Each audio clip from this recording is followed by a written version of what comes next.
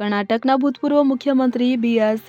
યેદિયુરપ્પા દ્વારા ગુજરાત પ્રવાસ દરમિયાન નર્મદા જિલ્લાની મુલાકાતે પધાર્યા હતા. તેમણે એકતાનગર સ્થિત સરદાર સાહેબની વિશ્વની સૌથી વિરાટ પ્રતિમા સ્ટેચ્યુ ઓફ યુનિટી નિહાળીને ગર્વ અનુભવી સરદાર સાહેબને ભાવાંજલિ અર્પણ કરી હતી. યેદિયુરપ્પાએ સ્ટેચ્યુ ઓફ યુનિટી સાથે સરદાર સરોવર નર્મદા ડેમ નિહાળી આનંદની અનુભૂતિ સાથે એકતાનગરના શ્રેષ્ઠ પ્રવાસન સ્થળોની પ્રશંસા કરી હતી.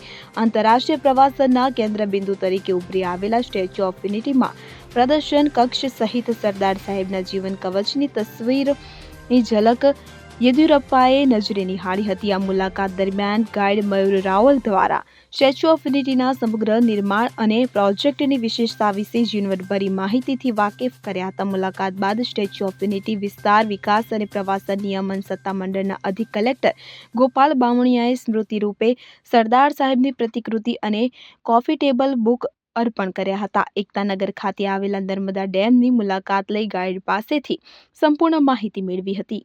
દીપક જગતાપ સાથે CN24 ન્યૂઝ રાજપીપળા.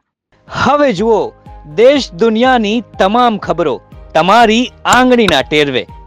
ઉઠાવો મોબાઈલ અને Google Play Store પરથી ડાઉનલોડ કરો અમારી CN24 ન્યૂઝ મોબાઈલ એપ.